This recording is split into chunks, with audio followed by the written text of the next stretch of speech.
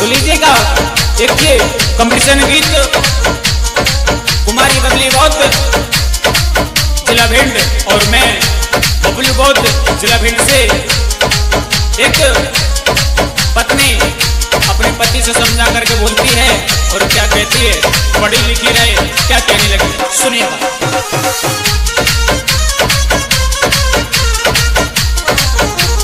मन में उठ रहो चाब, सैया मन में उठ रहो चाब, अब तो भीम मिशन में जाओ, अब तो भीम मिशन में जाओ।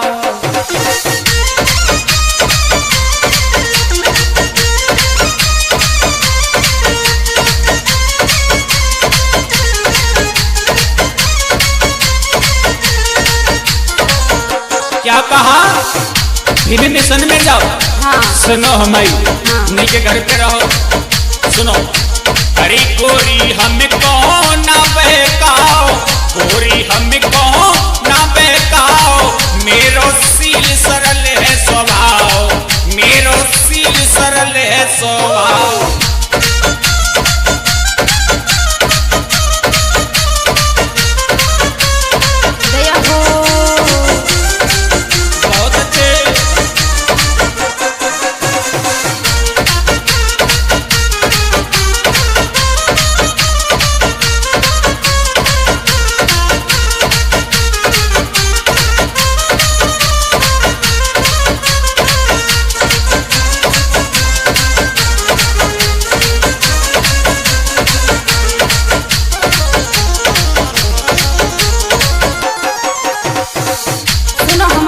हाँ सुनो। मैं तुमको रही समझाई। हाँ सुनो। हाँ। मैं तुमको रही समझाई, तुम बन जाओ भीम सिपाही। मैं तुमको रही समझाई, तुम बन जाओ भीम सिपाही। और दच का बहुत नए खाई, अब बहुत हो गई। अच्छा। हाँ, हाँ। और दच का बहुत नए खाई, और दच का बहुत नए खाई। मेरे अबे समझ में आओ, मेरे अबे समझ में आओ।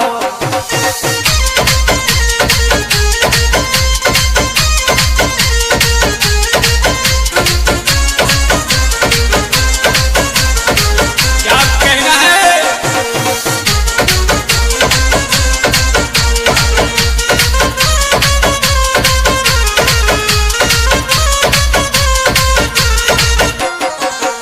सुनो हमारी। हाँ।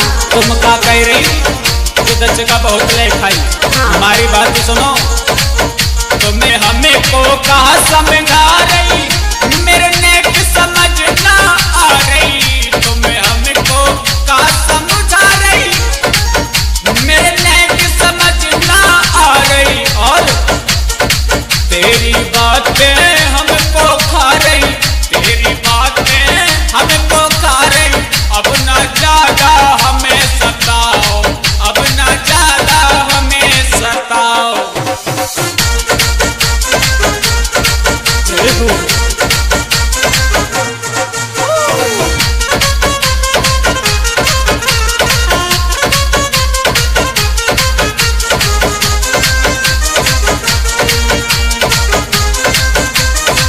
जय भीम।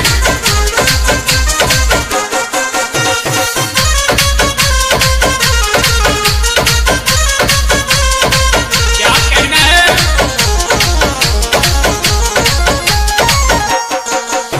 हमारी सुनो। हाँ हाँ हमारी बातें खा रही हैं। हाँ बिल्कुल।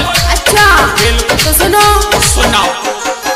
ये मिशन नेक नहीं जानी, ये मिशन नेक नहीं जानी, महापुरुषों ने दी कुर्बानी।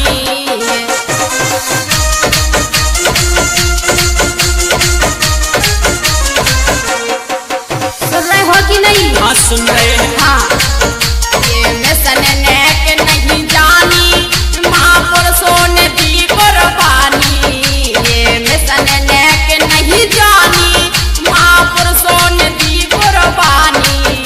कब मिलो सभी को पानी, कब मिलो सभी को पानी, रोटी उनकी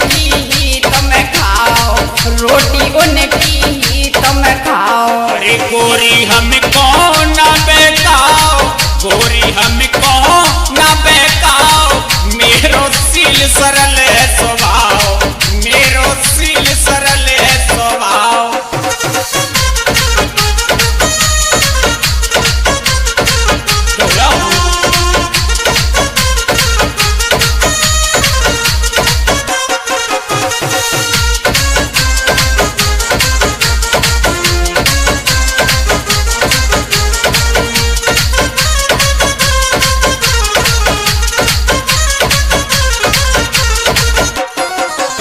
सुनो हमारी, हाँ क्या कहा तब मिलो सभी को पानी। हाँ। मेरी बात सुनो, तू मिशन मिशन चिल्लावे, सुन रही हो? बिल्कुल। तू मिशन मिशन चिल्लावे, रोटी करके मजूरी खावे। अच्छा हाँ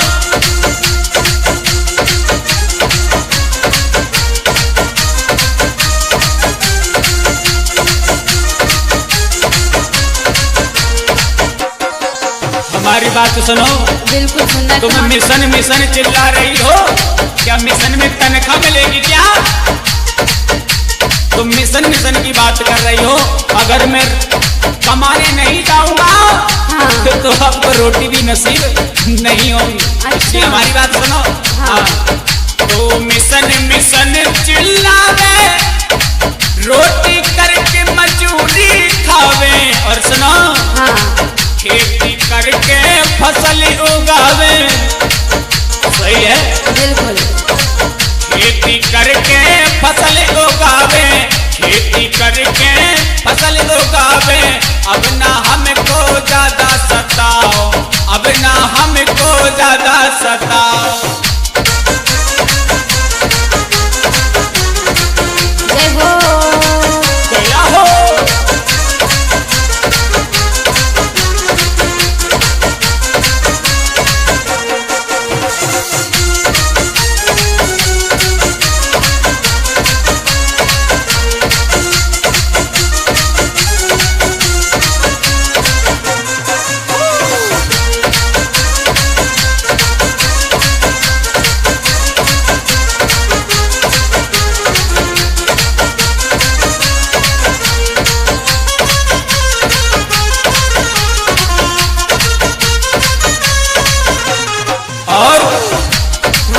इस गीत के लेखक हमारे माननीय सम्मानीय भीम मिशन गायक राजेश प्रताप बोधी, ग्राम लड़ुआपुरा निवासी।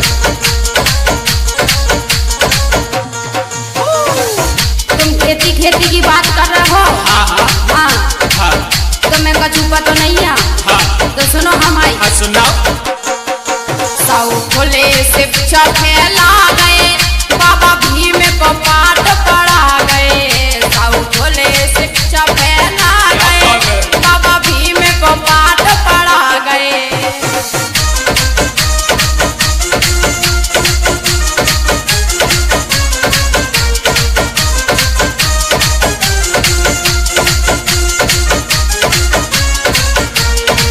सुन रहे हो कि नहीं? हाँ बिल्कुल सुन रहा हूँ। हाँ तनिक गौर करियो हमारी बात पे। हाँ सौ खोले शिक्षा फैला गए, बाबा भीम को पाठ पढ़ा गए। सौ खोले शिक्षा फैला गए, बाबा भीम को पाठ पढ़ा गए। बाबा संविधान बना गए, हाँ। बाबा संविधान बना गए। ज्यादा हमसे ना बतियाओ, ज्यादा हमसे ना बतियाओ। जय हो। जय हो।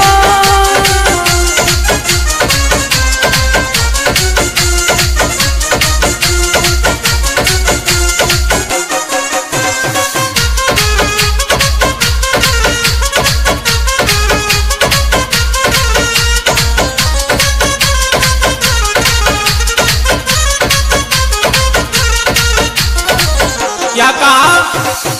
बाबा संविधान बना गए। हाँ अब हमारे कुछ समझ में आ रहा है। अच्छा हाँ थोड़ा बहुत सुना है, पढ़ा तो नहीं है मैंने, सुना है कि जो कुछ अधिकार दिए हैं वो बाबा साहब ने ये है। दिए हैं, जो संविधान लिखा। इसलिए